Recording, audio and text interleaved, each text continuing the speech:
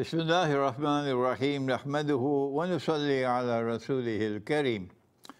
We greet you on this the 17th day of the month of Rabiul Thani of the year 1445, of the 30th day of October of the year 2023, I think, from my Caribbean island of Trinidad with Assalamu alaikum wa rahmatullahi wa barakatuh. In previous videos since the war started, at this phase of the war in the Holy Land, in Israel, for maybe 2 weeks now, I think it was in my first response, yes, that I argued that if Israel was unaware that this attack was coming, and the government and armed forces of Israel were taken completely by surprise, then a camel can also pass through the eye of a needle, and a cow can also jump over the moon. Yes, it's so funny. No, they're lying. They're lying, of course. They knew it was just another Pearl Harbor. It was another 9/11. They knew that this attack was coming, and they allowed 1,000 Israelis who could have still been alive today to be killed. Yes, they sacrificed their lives of their own people, cynically so. Why? Because they had an agenda. What is that agenda?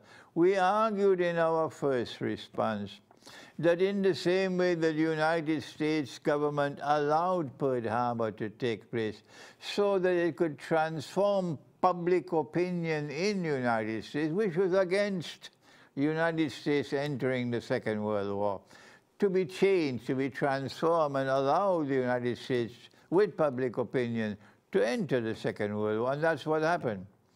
We said that in the same way that there was a plan, a master plan behind 9/11. They allowed 9/11 to take place. And so many thousand lives were lost, except, of course, those who were told don't go to work on that day, and they didn't go to work. So many lives were lost who could have been saved. But the United States cynically allowed all these lives to be lost because they had an agenda for their troops to be, they call it boots on the ground, in Afghanistan, in Iraq, etc., in Syria, etc., seeking regime change. And so similarly we argue that Israel had a big plan ahead of it because that's why they allowed this to happen. What could that plan be? We are offering some political and military analysis, knowing that I'm not an expert in the field, so what I offer is chicken feed compared to what others can do who are experts in the field. But I can offer some comments. And I said what Israel wants is to get the war to expand. What Israel wants is to suck the United States and Britain, NATO, into the war, into that region of the world, so Israel doesn't have to fight alone. And what Israel wants is to expand the war in such a way that she can achieve a number of objectives, not just dealing with the Islamic resistance in Gaza, not just with dealing with Hezbollah in Lebanon, who is a threat to Israel, but the most important one of all is to denuclearize Iran and, if possible, to get regime change in Iran.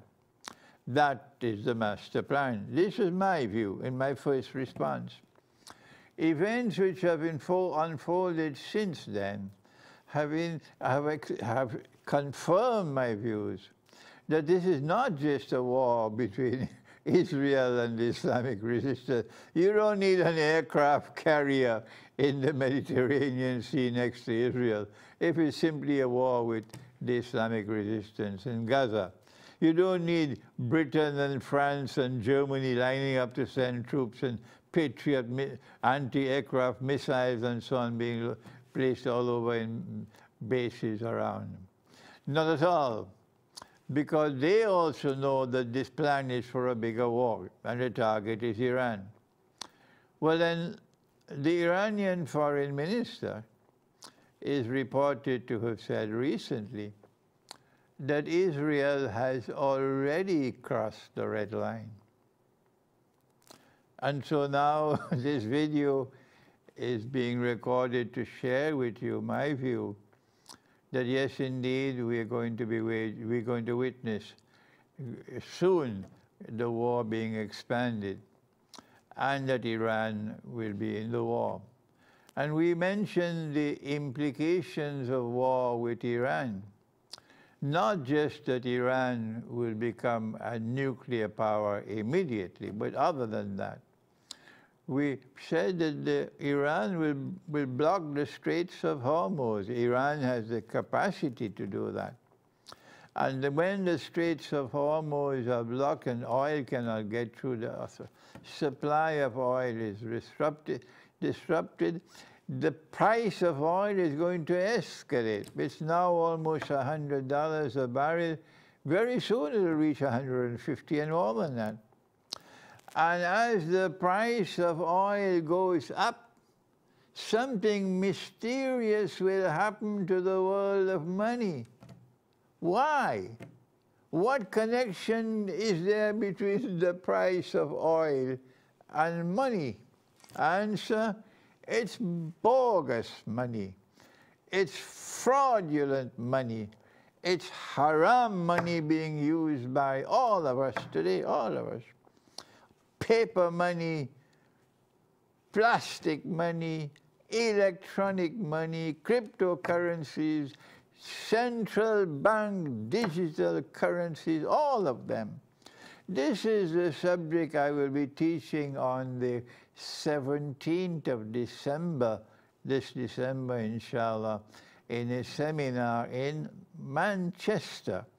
And you will soon find the video on my YouTube channel, and you can register to attend that seminar, inshallah. It'll be a few hours long. So all of these money are bogus and fraudulent and haram. And I have been teaching this subject for 25 years now. And I am correct in my views on money. But our scholars don't seem to share the same view with me. They will never say that this money is haram. The institutions of Islamic learning producing the scholars, they are called the Jamia, like Jamiatul Azhar in Egypt. Or they're given the name Darul Ulum, or the House of Knowledge. And they are proliferating all over the world. You have so many of them in Britain now. And they are ominously silent on the subject of money, and they will have to answer on Judgment Day. So what's going to happen when you have bogus money? Answer, as the price of oil goes up, all the money of the world will go down. But if we are using money with intrinsic value, money which is in the Quran, money which is in the Sunnah, and when the Messiah returns, he will be using that money, gold and silver coins.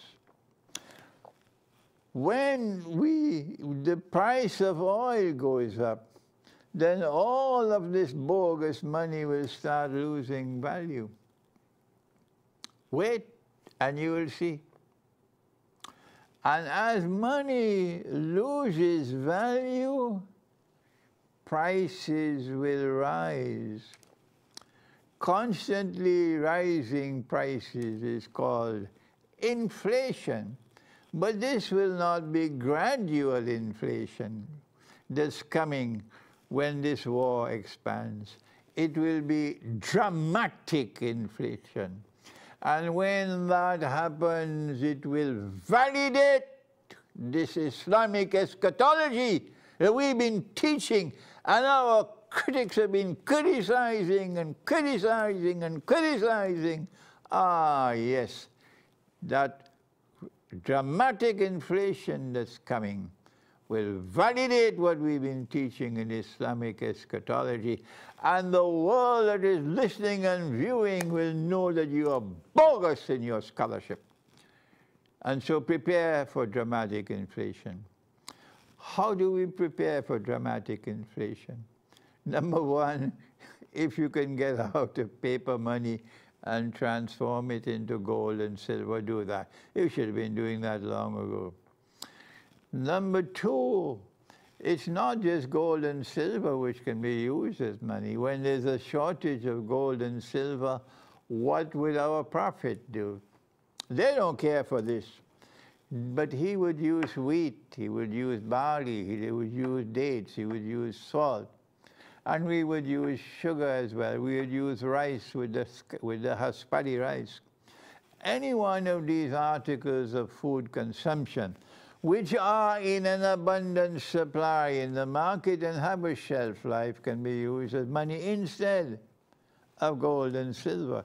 When bogus money is collapsing and inflation is ripping us off and reducing us to poverty and to destitution, as happening in Pakistan.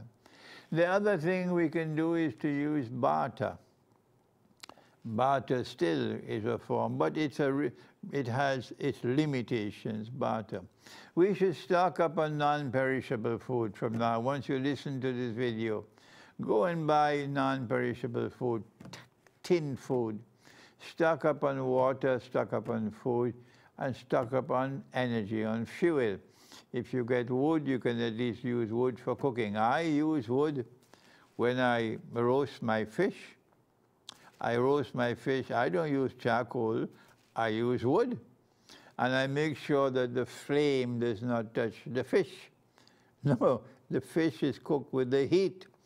And I know that it is the smoke, because there's a lid for the charcoal grill. And when I put down the lid, it's the smoke which gives the taste to the fish, yes. So I'm telling this to you just to prepare you for tomorrow, which is around the corner, of dramatic inflation coming to the world, because now it seems that war with Iran is inevitable. Thank you. Wassalamu alaikum wa rahmatullahi wa barakatuh.